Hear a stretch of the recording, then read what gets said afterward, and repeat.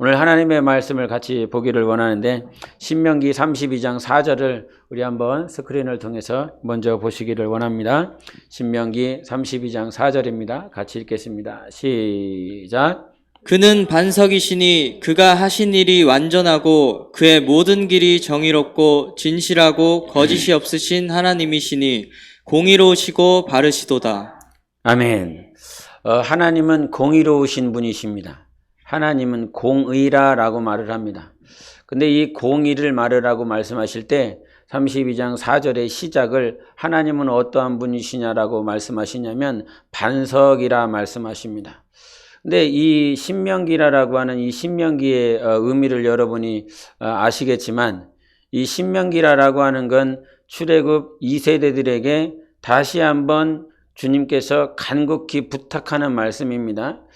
그래서 신명기 32장은 이제 모세가 같이 출애굽 2세대들과 가나안 땅에 들어갈 수 없는 상황입니다. 하나님은 모세를 광야 땅에 버려두시고 이제 그 2세대들을 가나안 땅에 들여보내려고 하는 그 찰나에 하나님이 저들에게 다시 주는 말씀입니다. 다시 명하는 말씀인데 그래서 그 다시 주님께서 저들에게 주실 때 이 노래로서 가르쳐주고 있는 내용입니다. 노래로서. 그래서 31장 여러분 성경에 보면 31장 14절에 소제목이 있는데 그 소제목이 여호와께서 모세에게 하신 마지막 지시 이렇게 표현하고 있어요. 그래서 이 세대들에게 주실 마지막 지시인 거예요. 마지막으로 너희들이 깨어서 들어야 될 하나님의 말씀인데 그것이 무엇이냐면 기억해야 돼. 이거를 꼭 알고 있어야 돼. 마지막으로 주는 말씀이에요. 그 말씀은 하나님은 반석이시다 하는 것입니다. 하나님은 공의로우시고 바르시다라고 하시는 말씀인 거예요. 그래서 이 모세의 노래를 통해서 이 세대들은 가나안 땅에 들어갔을 때도 기억해야 될 말씀은 하나님은 반석이셔. 하나님은 공의로우신 분이야. 하나님은 정직하셔 라고 하는 흔들리지 않은 반석이다라고 하는 약속되시고 언약이 되시는 그 하나님을 다시 한번 강조하고 계십니다. 그래서 반석이다라고 그랬을 때 반석은 변함이 없다. 흔들리지 않는다. 그분은 아멘이시다라고 하는 말씀입니다. 하나님 앞에 유일하게 우리가 고백할 수 있는 단어가 있다면 아멘입니다. 하나님께만 드릴 수 있는 단어인 것입니다. 하나님 외에는 아멘이 없습니다. 그래서 계시록에 보면 아멘이시요라고 설명하십니다. 누가? 하나님은 아멘이시요라고 그럽니다. 그래서 하나님 앞에 여러분이 드릴 고백은 아멘인 거예요. 이 단어밖에는 없습니다. 이 단어가 유일한 것입니다. 처음이자 마지막으로 하나님 앞에 여러분의 믿음을 고백하고 여러분이 하나님 앞에서의 자세를 고백하고 태도를 고백할 단어는 아멘밖에는 없는 것입니다. 내가 할 수 있는 건 아멘밖에 없습니다. 상황이 호전되든 아니면 안 좋든 내 마음이 기쁘든 슬프든 좌절스럽든 모든 상황들마다 모든 시간들마다 모든 역사들마다 내가 하나님 앞에 해야 될 말은 아멘이라는 것입니다. 그래서 이 아멘이 하나님께서 들으시는 것이요 하나님께서 인정하시는 것이에요. 그래서 하나님께서 우리에게 주시는 말씀 앞에서 하나님께서 주시는 우리의 상황 앞에서 언제나 아멘할 수 있는 우리의 영혼이 되어야 된다라고 하는 것이지요. 그래서 하나님이 나에게 말씀하시는 그 말씀에 항상 아멘할 수 있어야 됩니다. 우리는 그 말씀을 취사 선택을 하게 되어 있어요.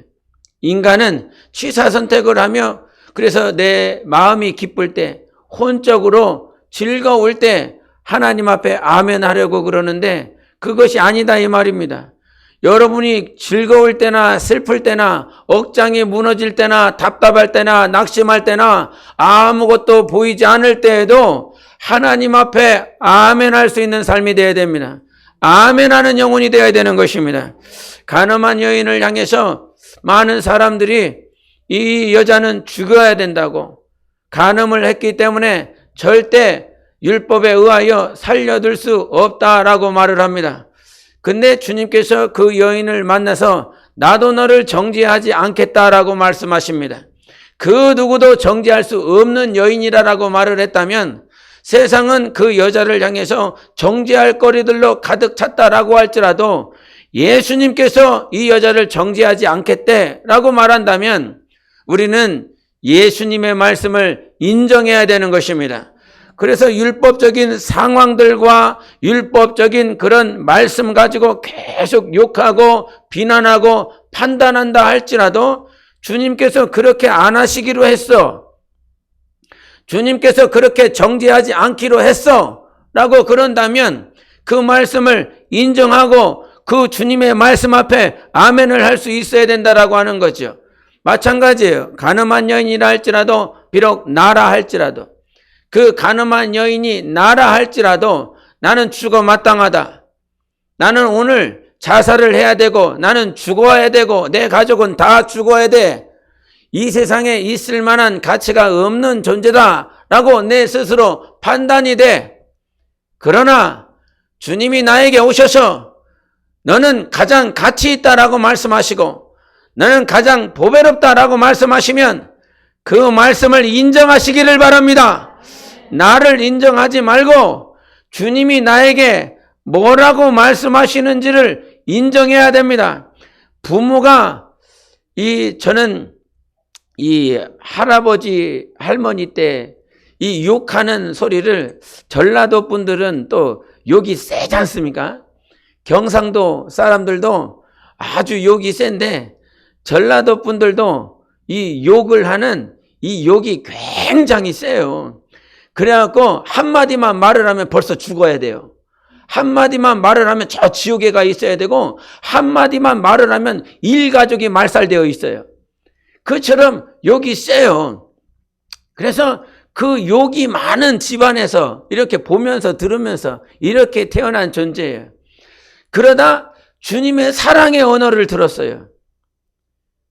평생 그렇게 달콤한 소리는 처음 들어. 내가 사랑한다고, 내가 너를 보고 있었다고, 내가 너를 구원했다고, 내가 너를 사랑하여 내 아들을 줬다라고 하는 그 사랑의 언어를 처음 내 심령으로 들었을 때 막 눈물이 폭포수처럼 그렇게 흘려지는 거죠.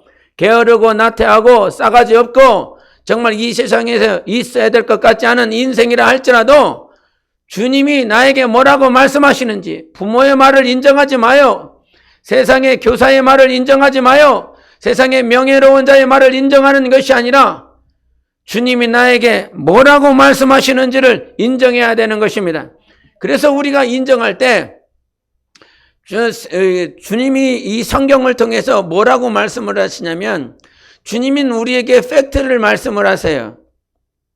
예? 팩트를 말씀하실 때, 사실을 말씀하실 때 제대로 들어야 되는 것이 나를 자꾸 때리시는 말씀이야.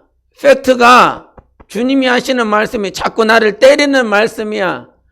그런데 주님은 그 사람이 설교를 들을 때나 아니면 교제를 할 때 주님이 나에게 주시는 말씀은 팩트가 그것이 얼핏 보면 정죄하는 말씀으로 들려질 때가 있어요.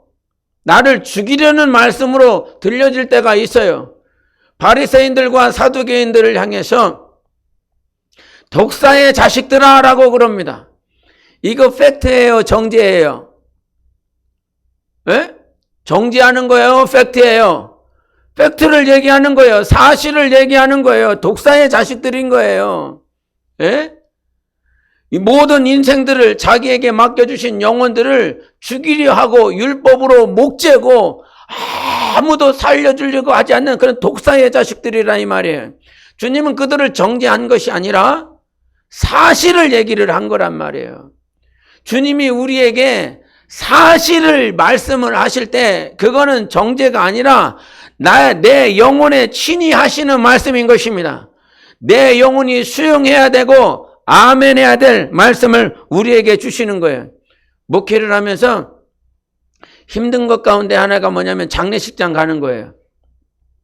그냥 불신자들에 있는 그런 장례식장에 제가 별 갈 일이 없지만 대개는 이 믿는 여러분들의 아니면 믿는 사람들의 장례식장에 가요. 장례식장에 가면 꼭 물어보는 분들이 있어요. 뭐라고 물어보냐면 이 죽은 내 남편은 구원 받았겠습니까? 안 받았겠습니까? 아니면 내 아버지는 구원 받았겠습니까? 안 받았겠습니까? 라고 하는 이 질문을 꼭 들어요. 그러면 제가 무슨 대답을 할 수 있겠어요? 저 역시나 그분이 어떻게 살았는지, 어떻게 신앙생활 했는지, 어떻게 믿음을 고백했는지 보여지는 것 가지고 저는 판단할 수밖에 없지요. 그 안의 것들은 어떻게 되었는지 잘 몰라요. 그런데 얼핏 드는 생각이 그거지요. 그렇게 해서 구원받았다라고 내가 말해야 되느냐? 그렇게 신앙생활 했는데, 그렇게 영적 생활 했는데, 구원이라고 하는 것은 예수 그리스도의 이름을 믿는 자들에게 하나님께서 구원을 허락하여 주시는 것입니다. 그래서 이 고백이 중요하지요. 그런데 동일하게 생각해야 될 게 우리는 정말 이 안의 것들이 진짜라면, 이 믿음의 고백이 진짜라면 그렇게 살 수밖에 없다는 사실입니다. 할렐루야. 이 안의 것이 진짜면 그렇게 내 삶이 나올 수밖에 없어요. 그래서 목사도 뭐 이렇게 안의 마음을 꿰뚫어 볼 수 있는 사람이 아니기 때문에 네 믿음이 진짜였다라고 그런다면 그렇게 못 살지. 그렇게 살면 거짓이지, 가짜지. 그래서 바리새인들을 향해서 독사의 자식들이라고 주님이 말씀하시는 이유는 무엇입니까? 그들이 하나님을 안 믿는다라고 말을 합니까? 하나님을 믿는다라고 말을 하고 있고 살아계신 하나님의 그 말씀을 배우고 가르치는 자들입니다. 그럼에도 불구하고 그들에게 독사의 새끼들이라고 말을 합니다. 우리가 이 땅에 살아가면서 이 목사도 장례식장에 가면 야, 네가 그렇게 신앙생활 해놓고 어떻게 구원받기를 원하느냐라고 하는 그런 사람들이 있어요. 예? 그렇게 말할 수밖에 없는 상황들이 있다 이 말이에요. 그래서 목사도 참을 말을 할지 구원받았는지 거짓을 구원을 받지 않았는지 이 사실을 잘 몰라요. 알 수가 없어요. 예?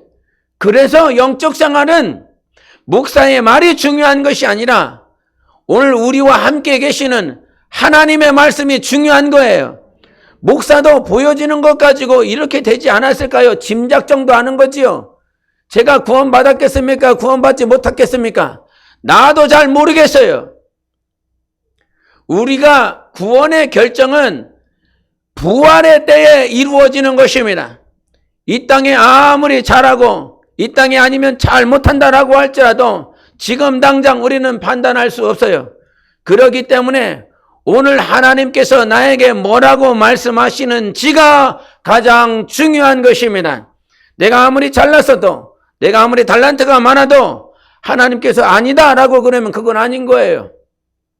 나는 실수하고 좌절하는데 하나님은 그래도 맞다라고 말씀하시면 주님의 말씀이 맞는 것입니다. 성령의 일하심은 내가 가지고 있는 감정이나 상황이 아니에요.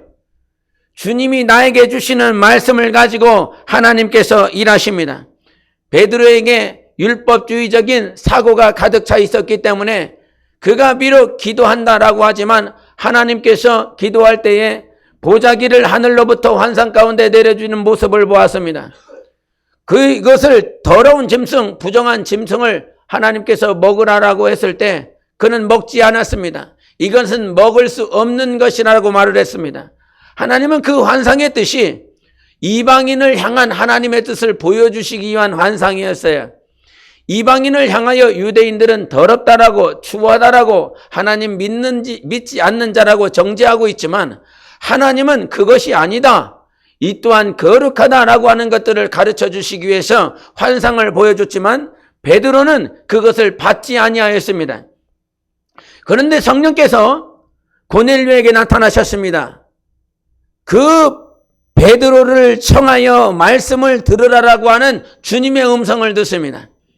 베드로 역시도 사람이 올 것인데 두 사람이 와서 문을 두드렸을 때에 그들을 초청하고 그들과 함께 따라가라라고 하는 성령의 음성을 듣습니다. 무엇이 깨지기 시작하냐면 자기가 가지고 있는 율법적인 사고가 깨지기 시작합니다. 누가 말씀하시면, 성령이 말씀하시면, 하나님이 말씀하시면 내가 가지고 있는 것들이 깨지기 시작합니다. 절망 가운데 예수께서 부활하셨음에도 불구하고 예수께서 그저 무덤에 계시는 것으로 착각하고 오해했었던 그런 두 형제가 엠마오로 가면서 온갖 절망과 좌절에 가득 차 있었습니다. 그때 주님이 찾아오셔서 성경에 있는 모든 말씀을 풀어주기 시작합니다. 그 말씀을 풀어주시기 시작하니까 그제서야 그들의 마음이 뜨거워지기 시작합니다. 절망이지만, 상황이 낙심할 수밖에 없지만 주님이 오늘 성령으로 가르쳐 주시고 깨닫게 해주시면 우리는 모든 사고와 내 삶의 모든 가치관들이 깨지고 성령의 충만함으로 주님의 말씀을 순종할 수 있습니다. 그래서 오늘 나에게 주시는 말씀이 무엇인지를 들어야 되는 거예요.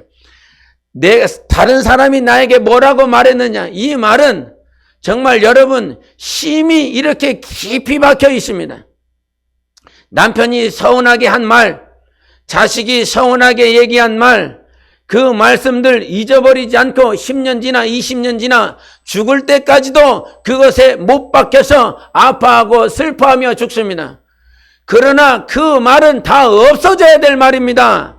씻어버려야 될 말씀이요. 하나님이 나에게 뭐라고 말씀하시는지를 우리는 잘 기억해야 되는 것입니다. 오늘 본문 말씀에 아수르의 왕인 사네립이 옵니다. 사네립은 마귀의 모형이에요. 마귀의 그림자인 것입니다. 여러분이 마귀라고 한다면 그 마귀가 우는 사자와 같이 삼킬 자를 찾는다라고 그랬을 때 누구를 찾을 것입니까? 여러분이 마귀요. 그러면 누구 찾을 거예요? 예? 누구를 찾으면서 막 삼키려고 그러겠느냐 이 말이에요. 마귀가 찾는 자들은 충만하든 아니면 믿음이 연약하든 모든 자들을 찾고 있어요. 대상이 특별히 없어요. 여러분 정글에 사자가 배고프면 자기보다 큰 짐승이라고 할지라도 자기가 배고프기 때문에 큰 짐승이나 아니면 작은 잠승이나 다 상관없이 내 앞에 있는 짐승을 잡아먹으려고 한다 이 말이에요. 예? 그런데 큰 짐승이든 작은 잠승이든 어떻게든 삼키려고 하지만 그가 유독 목표로 세우는 짐승이 있다라고 그런다면 무리에서 떨어진 짐승, 가장 연약한 짐승일 거라 이 말이에요. 무리에서 떨어진. 근데 이 무리에서 떨어졌다라고 하는 말을 우리가 영적으로 생각해 보면 어떤 것이냐면 말씀에서 떨어진 자예요. 무리에서 떨어진 자가 어떤 자라고요? 말씀에서 떨어진 자. 무리에서 떨어진 자가 누구라고요? 말씀에서 떨어진 자예요. 말씀을 안 읽는 자가 아니요. 말씀을 안 보는 자가 아니요. 말씀에서 떨어졌다라고 하는 말씀은 봤는데, 말씀은 들었는데 말씀이 안 믿어지는 사람, 이 사람이 말씀에서 떨어진 자인 것입니다. 그러니 말씀에서 떨어졌기 때문에, 말씀을 믿지 않기 때문에, 말씀을 신뢰하지 않기 때문에 오늘도 마귀가 찾는 사람은 하나님의 말씀을 듣고 하나님의 말씀을 받지만 안 믿는 사람들, 이들을 향해서 오늘도 원수 마귀는 우는 사자와 같이 그들을 찾아가고 있는 것입니다. 그래서 오늘도 마귀는 공격하고 있다. 말씀을 믿지 않고 있는 너희들을 공격하고 있다. 하나님의 말씀이요, 전지전능하신 주님이 주신 이 말씀을 신뢰하지 않기 때문에 오늘도 마귀는 공격한다라고 하는 것입니다. 그러면 마귀를 공격하면 마귀가 공격하면 어떠한 현상들, 어떠한 결과가 벌어질까? 첫 번째가 무엇이냐면 하나님을 의심하게 된다는 것입니다. 우리 역대하 32장 11절을 같이 보겠습니다. 시작. 히스기야가 너희를 꾀어 이르기를 우리 하나님 여호와께서 우리를 아수르 왕의 손에서 건져내시리라 하거니와 이 어찌 너희를 주림과 목마름으로 죽게 함이 아니냐. 아멘. 여기서 하나님께서 사내립을 보내시고 그 사내립이 예루살렘 땅에 왔습니다.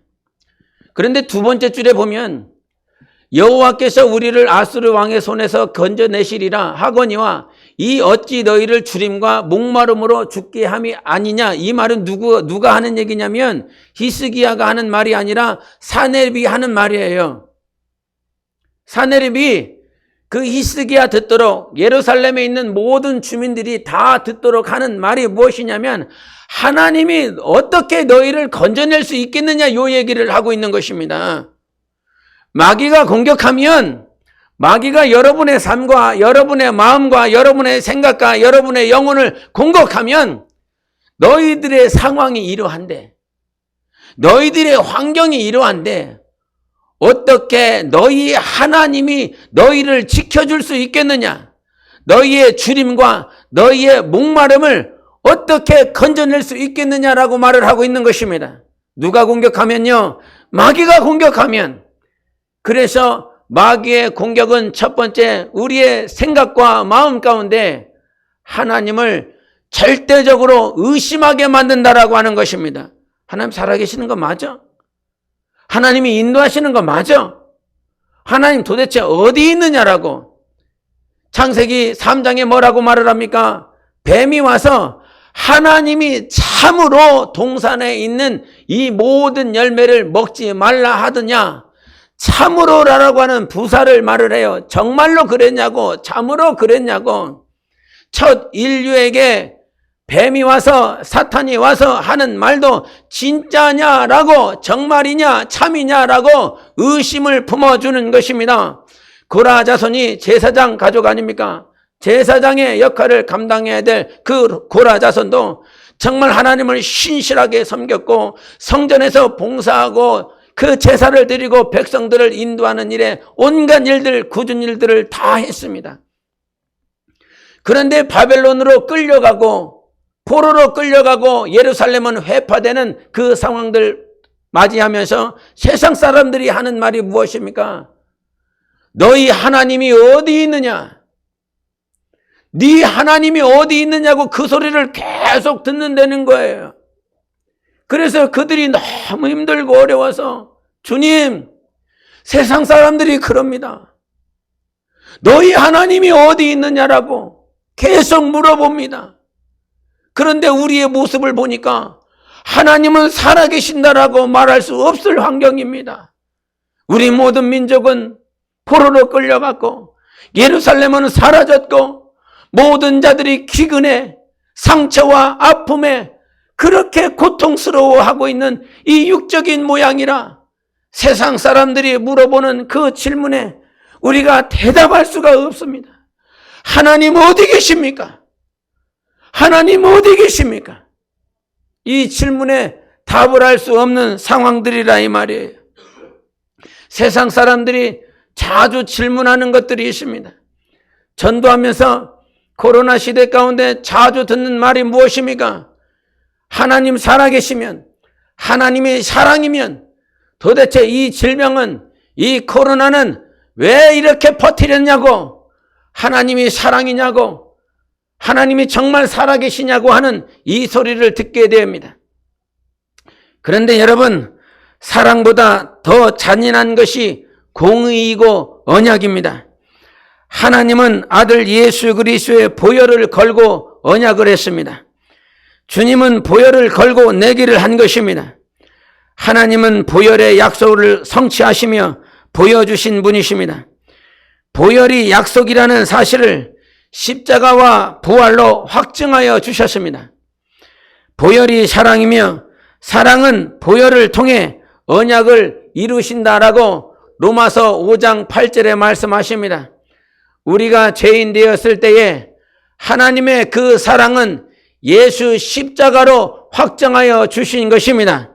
그래서 우리가 오늘도 신뢰해야 될 것은 원수 마귀와 세상 더러운 영들은 하나님을 의심하게 만들지만 하나님이 살아계신 것을 우리에게 어떻게 보여주셨느냐?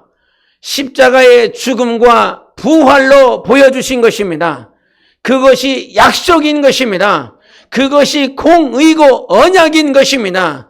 이것이 사랑인 거예요. 하나님의 언약이 어디 있냐고요? 하나님의 약속이 어디 있냐고요? 이 상황이 아니에요. 코로나의 상황이 아니에요. 지진이 나는 상황들. 요즘은 코로나 때문에 지진이 이렇게 많이 빈번하게 일어나는 상황들이 너무너무 잠잠해요. 그러나 국제 이 뉴스들을 잘 여러분이 유심히 보면 오늘도 어디서 지진이 벌어졌더라. 오늘도 어디서 화산이 났더라. 이와 같은 지질학적인 그런 재난들이 가득 펼쳐지고 있습니다. 그런데 여러분, 이 세상 가운데서 하나님이 보여주시는 상황들이나 재난들이나 사건, 사고가 약속이 아니라 예수 십자가의 죽음과 부활이 약속인 것입니다. 이것이 약속이에요. 이것을 의심하면, 십자가의 죽음과 부활을 의심하면 여러분은 마귀에게 속고 있는 것입니다. 사내립이 공격하며 예루살렘을 앞에다가 두고 너희 하나님이 지켜줄 수 있겠느냐? 너희 하나님이 나보다 강하냐라고 하는 그 소리에 다 넘어가는 그러한 형국이라 이 말입니다. 여러분, 약속을 딴 데서 찾지 말고 하나님의 언약이신 예수의 죽으심과 부활에 그 안에 들어가세요. 십자가의 죽음과 부활이 약속이에요. 십자가의 부활과 십자가의 그 죽음과 부활만이 우리에게 주신 유일한 약속인 것입니다. 그 당시에도 유대인들이 우리에게 표적을 보여달라고 말을 했습니다. 요나의 표적이 있었다라고 그러면서 우리에게 표적 보여주시기를. 예수가 표적아, 예수만이 우리에게 표적인 것입니다. 그분에게 가장 큰 확증, 하나님 아버지의 사랑을 확증하여 주신 것은 예수의 십자가의 죽음과 부활이라 이 말입니다. 그래서 세상은 하나님의 언약을 계속 변개하려 그래요. 마태복음 28장을 여러분이 잘 읽어보셨습니까? 마태복음 28장을 잘 읽다 보면 예수께서 죽으셨어요. 무덤에 계시지 않아요. 군병들이요 빌라도에게 가서 속히 달려가서 소식을 전합니다. 예수가 사라졌다고. 그러니 총독들과 바리새인들과 그 장로들이 모의합니다. 저가 살아있을 때에도 죽어 부활할 것이라고 말을 했는데 만약에 그 무덤에 계시지 않는 사실이 많은 사람들에게 들린다면 더 많은 예수 이름으로 말미암아 소문이 퍼지고 이 나라의 형국이 아주 절망으로 빠질 것을 알기에 제자들이 저의 시체를 가져갔다라고 말을 하라. 이렇게 모의를 한 것입니다. 그래서 그 소식들이 지금도 유럽이나 이런 쪽에 가보면은 예수께서 죽어서 부활한 것이 아니라 그 시체를 가져갔다라고 하는 소식, 거짓들이 그렇게 퍼져 있어요. 당신의 믿음 가운데서는 어떠한 믿음이십니까? 제자들이 예수님의 시체를 가져갔다라고 믿고 있습니까? 아니면 예수께서 죽으시고 부활하셨다고 믿고 있습니까? 사내림 마귀는 오늘도 하나님의 약속을 부정하게 만들고 하나님의 우리를 향한 그 사랑을 의심하게 만드는 것입니다. 어떤 한 사람이 결혼을 했는데 이 결혼한 사람이 그 해에 아주 정말 이렇게 칭송받을 만한 남성상으로 이렇게 상을 받았어요. 그런데 이 사람은 이제 결혼한 지 2년밖에 되지도 않은 사람이에요. 남성상으로 이렇게 좀 이렇게 상을 받으려면 아주 많은 시간 동안 가정을 꾸리고 막 이런 사람이 돼야 될 것 같은데 그 사람이 그렇게 상을 받았대요. 근데 그 사람이 어떻게 상을 받았냐면 결혼해서 아이가 없다가 아이를 낳았는데 이 아이를 낳으면서 그 자기 와이프가 아주 중병에 걸린 거라. 그래서 어떻게 할 수도 없고, 그래서 회사를 다니면서 회사 다니고 이게 가정에 돌아가서는 자기 와이프와 아내를 계속 지극정성으로 6년 동안 계속 섬긴 거예요. 포기하지 않고. 자기 장모님과 장인어른 그 처가 쪽에서는 이제 그만하라고 계속 장가 들라고 새로 너무 불치병이라. 그럼에도 불구하고 계속 포기하지 않고 그렇게 섬기니까 나중에는 이 직장에 있는 사람들이 그 사람을 이렇게 매거진에 이렇게 잡지사에 이렇게 이 사람을 이렇게 추천을 했다는 거죠. 그 추천을 해갖고 결국은 그 해의 남성으로서 이렇게 상을 받았는데, 그 남성이 상을 받으면서 그분이 딱 한마디 했는 게 뭐냐면, 다만 저는 결혼 서약을 충실히 지켰을 따름입니다. 이 한마디를 하고 상을 받았다는 거예요. 뭘 지켰다고요? 그 서약한 것을 지켰다고요. 여러분, 하나님과의 언약을 지키고 계십니까? 하나님이 우리와 약속한 것, 내가 하나님과 약속한 것, 그것이 가장 결정체로 남아야 될 것은 내가 예수 그리스도의 죽음을 믿습니다. 그리고 예수 그리스도의 부활을 믿습니다. 이것이 언약인 거예요. 이것을 지키는 거예요.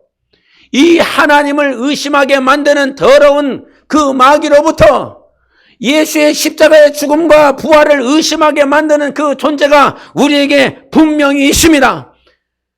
그런 더러운 영들로부터 우리의 영혼은 반드시 지켜져야 되는 거예요. 누구의 말을 신뢰할 거냐? 누구의 말을 신뢰할 거냐? 사도 바울의 말씀을 우리가 들었어요. 우리가 봤어요. 서신서를 통해서. 그리고 그 사도 바울이 전한 그 말을 속사도들이 들었어요. 즉 예수 그리스도의 제자가 있었는데 그 제자들의 제자, 즉 예수님을 직접 보지 못한 제자들이 있어요. 그 제자들은 사도 바울이나 예수님께서 친히 부르신 제자들의 말과 글을 읽고 말씀을 인정했어요. 사도들의 말씀도 인정해야 될 뿐만 아니라 속사도들이 했었던 그 말씀도 굉장히 우리 마음 가운데 성령으로 하시는 말씀이에요. 근데 여러분, 우리는 사도들이나 속사들의 말씀이 굉장히 존경하고 이것들을 신뢰하고 믿어야 되지만, 우리가 들은 말씀은 사도나 속사도들의 말씀이 아니라 예수 그리스도의 말씀이에요. 하나님이 우리에게 친히 하신 말씀을 여러분이 신뢰하시기를 바랍니다. 두 번째, 마귀가 공격하게 되면 우리 역대하 32장 15절을 봅니다. 역대하 32장 15절 시작. 그런즉 이와 같이 너희는 히스기야에게 속지 말라. 꾀임을 받지 말라. 그를 믿지도 말라. 어떤 나라의 신도 능히 자기의 백성을 나의 손과 나의 조상들의 손에서 건져내지 못하였나니 하물며 너희 하나님이 너희를 내 손에서 건져내겠느냐 하였더라. 예, 여기서도 너희 하나님이 내 손에서 건져내겠느냐라고 말을 하죠. 그런데 앞쪽에 보여주세요. 그런즉 이와 같이 너희는 누구에게 속지 말라고 그래요? 히스기야에게 속지 말라고 그래요. 마귀가 공격하면 첫 번째로 하나님을 신뢰하지 못하도록 만들고요. 두 번째는 영적 리더, 교회 목사, 그를 의심하게 됩니다.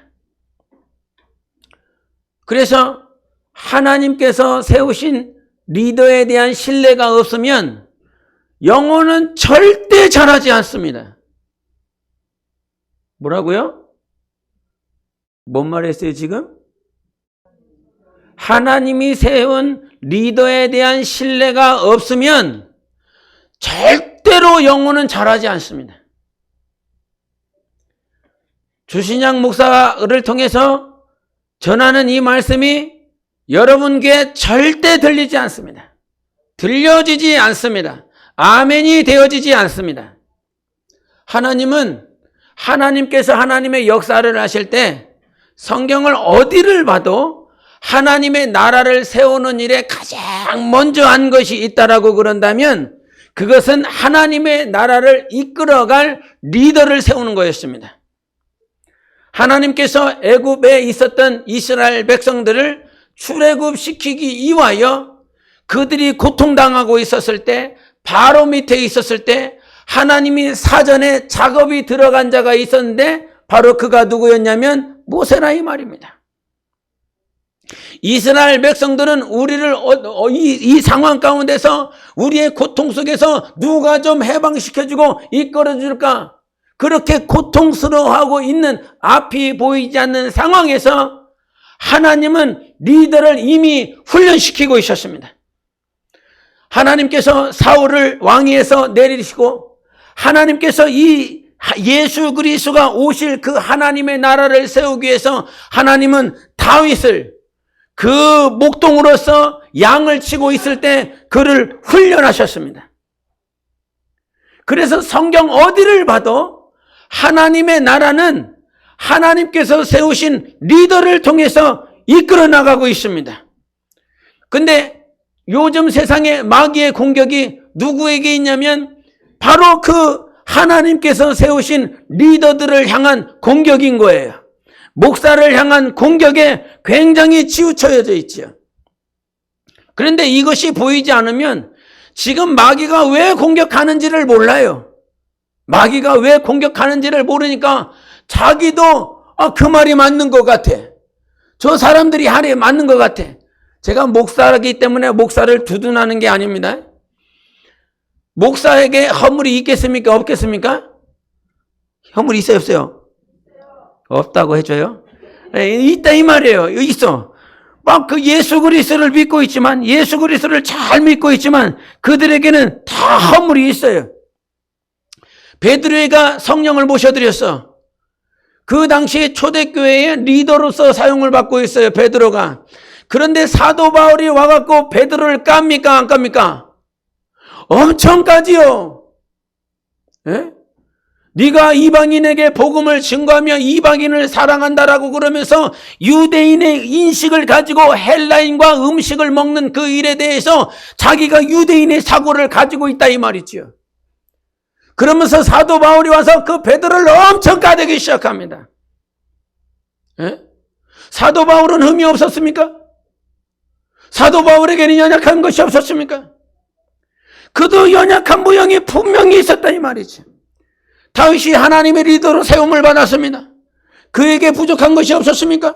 그에게 욕 들어먹을 일이 없었습니까? 지금 당장 가서 패 죽여도 아까운 놈이지요. 에? 자기의 충신의 아내를 간음을 하고 자기가 그 아내 그 바세바에게 임신하게 한 그 사실을 속여서 자기의 충신을 적진에 보내서 죽이는 놈이 다윗 아닙니까? 하나님이 봤을 때에 자기가 아주 정말 부응했다 이 말이죠. 백성의 숫자가 가득 찼다 이 말이지요. 근데 그 교만이 올라와서 나의 백성의 숫자가 이와 같이 찼다라고 자랑하기 위하여 백성의 수를 세게 합니다. 하나님은 원하지도 않는 것들을 자기 스스로 하고 있다 이 말이지요. 여러분, 하나님이 세우신 그 리더 완전한 자는 예수 그리스도밖에는 없어요.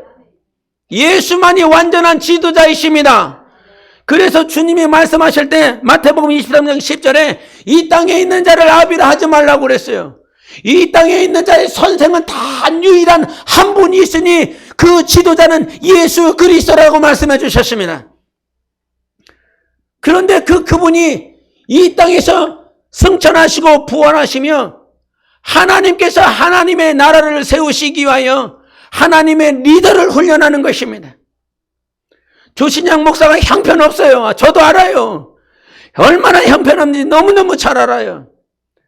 그러나 하나님의 나라를 세우기 위해서 하나님께서 리더로 훈련하시고 이 자리를 맡겨놓으신 것을 저는 압니다. 부족함이 압니다. 여러분이 말 안 해도 알아요. 너무너무 잘 알으니까 말 안 해도 알아요.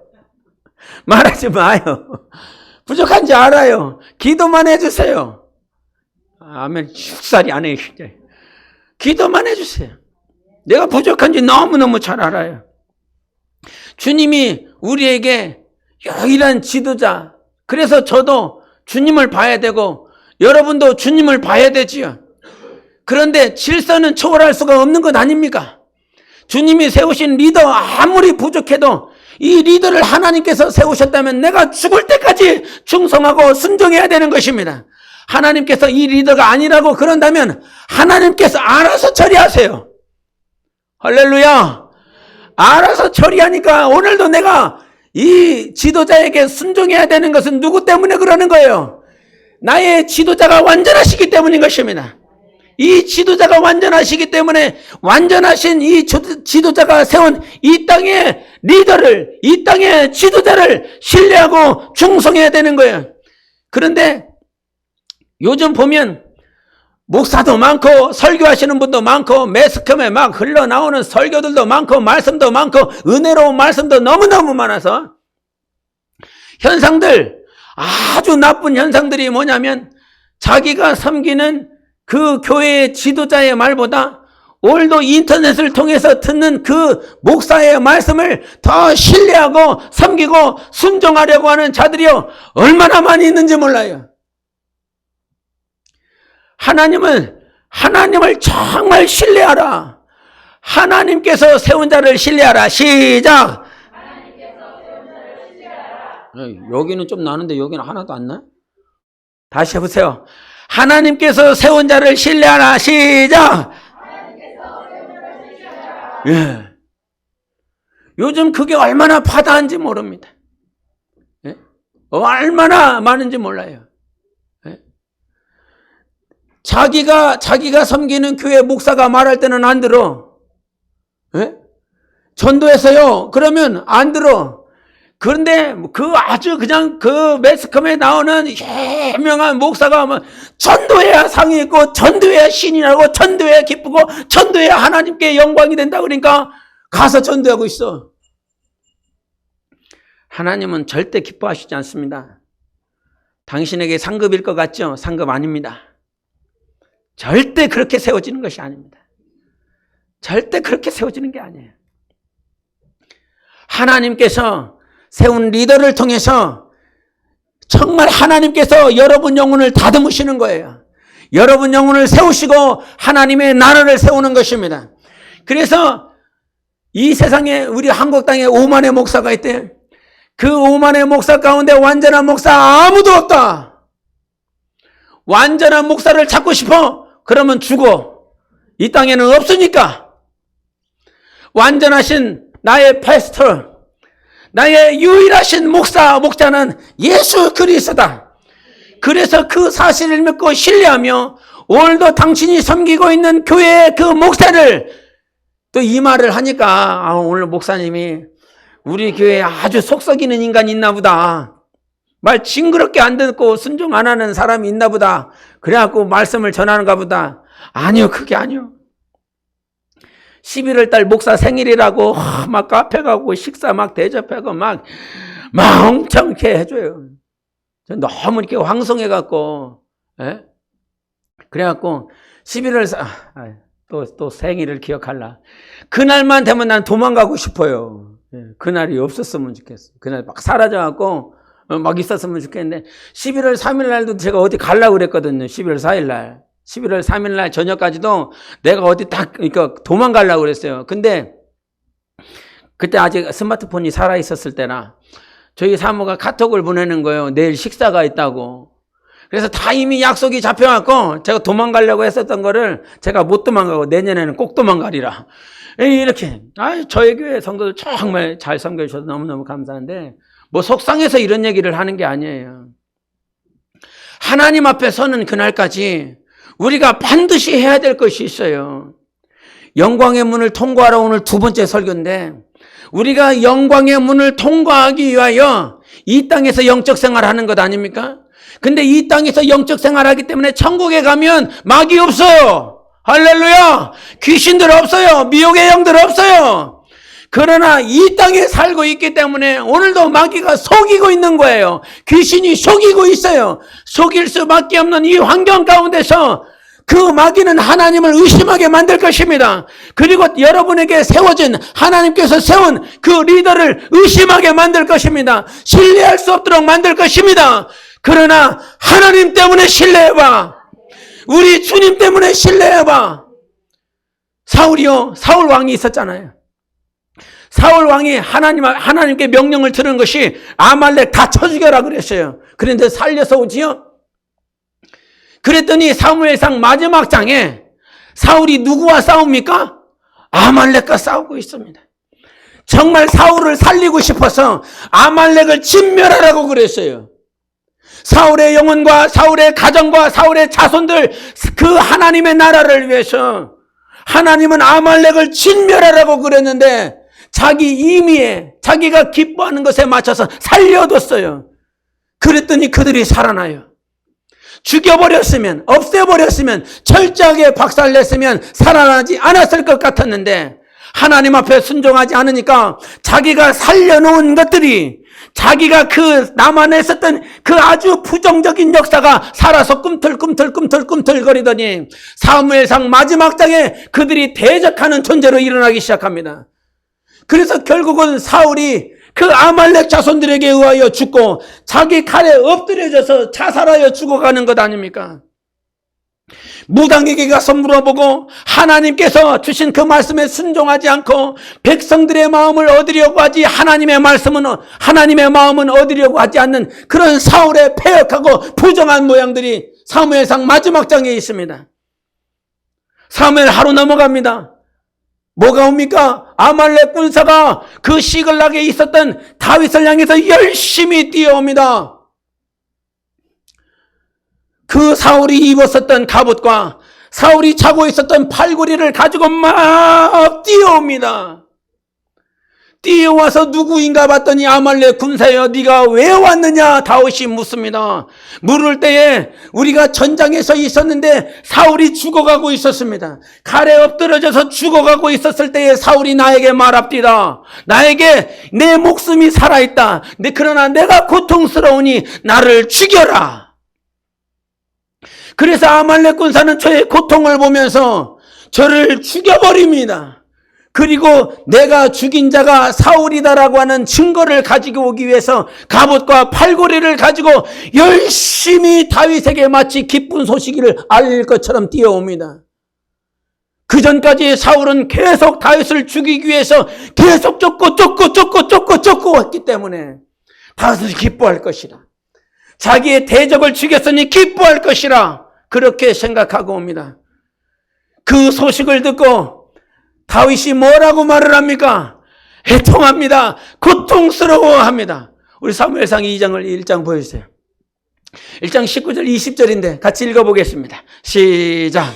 이스라엘아, 내 영광이 산 위에서 죽임을 당하였도다. 이 일을 가드에게 알리지 말며 아스글론 거리에도 전파하지 말지어다. 블레셋 사람들의 딸들이 즐거워할까? 할례 받지 못한 자의 딸들이 개가를 부를까 염려하노라. 지금 이게 다윗이 지은 슬픈 노래라고 하는 거예요. 1장 17절에 보면 제목이 있어요. 다윗이 사울과 요나단을 기념하면서 부른 슬픈 노래라고 그래요. 그런데 이 슬픈 노래의 시작이 뭐냐면, 이스라엘아, 네 영광이 산 위에서 죽임을 당하였도다. 지금 뭐라고 얘기를 하냐면 영광이 사라졌다는 거예요. 이스라엘 백성들아, 너희의 영광이 사라졌다는 거예요. 그러면서 하는 말이 뭐라고 그러죠? 가드에 알리지 말라는 거예요. 가드는 블레셋의 도시 이름이에요. 그리고 아스글론 거리에 전파하지 말라는 거예요. 아스글론도 블레셋 도시예요. 블레셋 사람들의 딸들이 즐거워할까봐, 할례받지 못한 자들의 딸들이 개가를 부를까봐, 아주 승리의 소식에 그 노래를 부를까봐 내가 염려한다는 거예요. 예? 자기를 죽이려고 했었고 그렇게 흠 많았었던 그 전의 왕이 죽었는데 기쁨이 하나도 없고 이스라엘 백성들을 향해서 진실을 말을 하는데 너희 안에 영광이 사라졌다는 거예요. 영광이 없어졌다는 거예요. 그 블레셋 도시에, 가드에, 아스글론에, 거기에 소식을 전하면 안 되는 거다라고 얘기를 합니다. 전하면 안 돼, 이 소식. 사울이 죽었다라고 전파하지 말아라.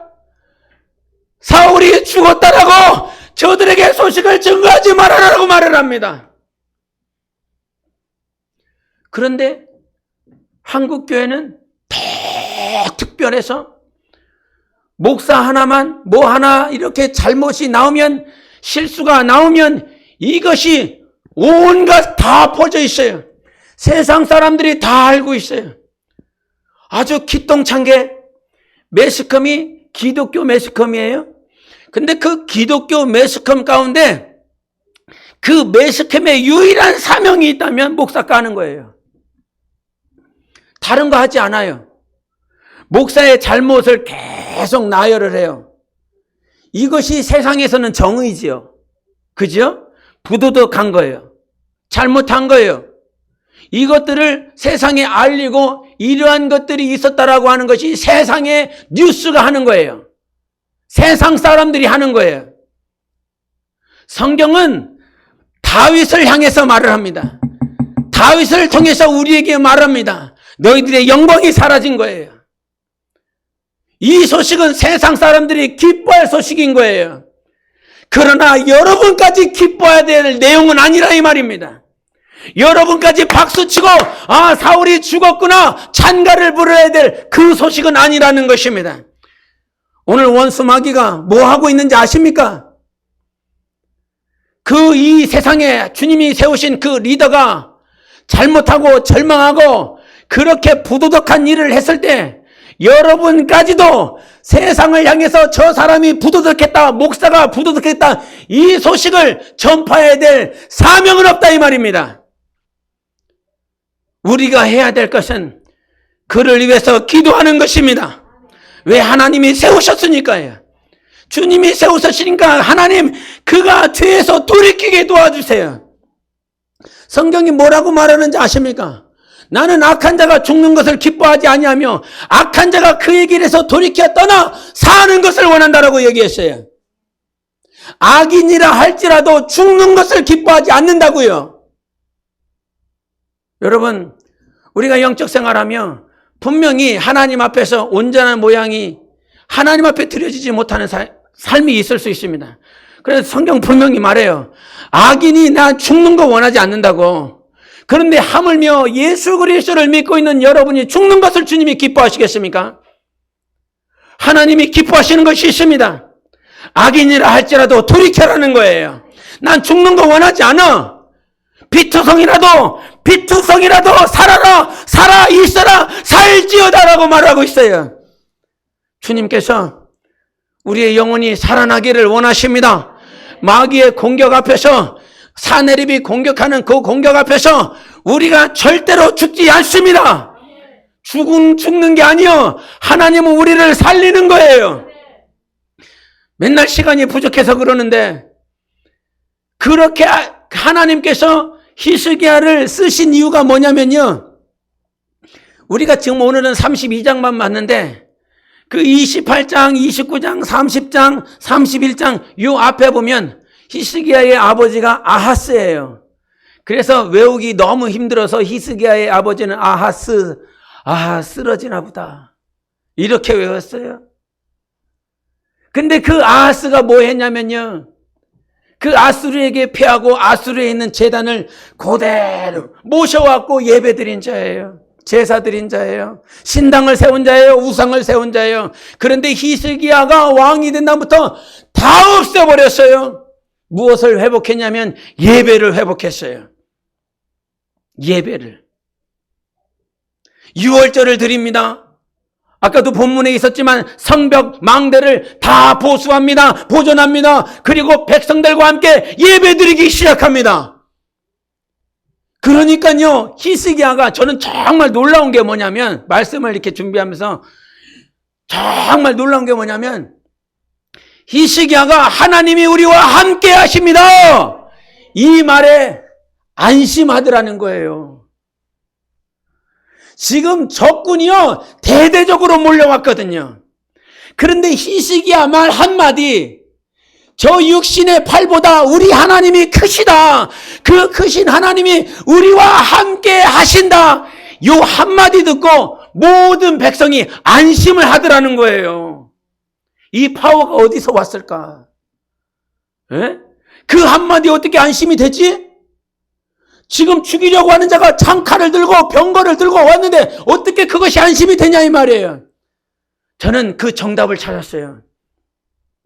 쓰러진 예배를 회복한 거예요. 예배가 회복되어지니까 하나님의 말씀이 들려요. 예배를 성공하니까 하나님의 말씀이 믿어지기 시작하는 거예요. 그러니까 히스기야가 한마디를 하더라도 그 말씀이 믿어지기 시작하는 거예요. 하나님이 믿게 하시는 것입니다. 우리는 크신 하나님이 우리와 함께 계시다. 여러분, 그래서요, 예배를 성공하는 자는 마귀의 유혹을 받지 않습니다. 예배를 성공하는 자는 리더를 의심하지 않습니다.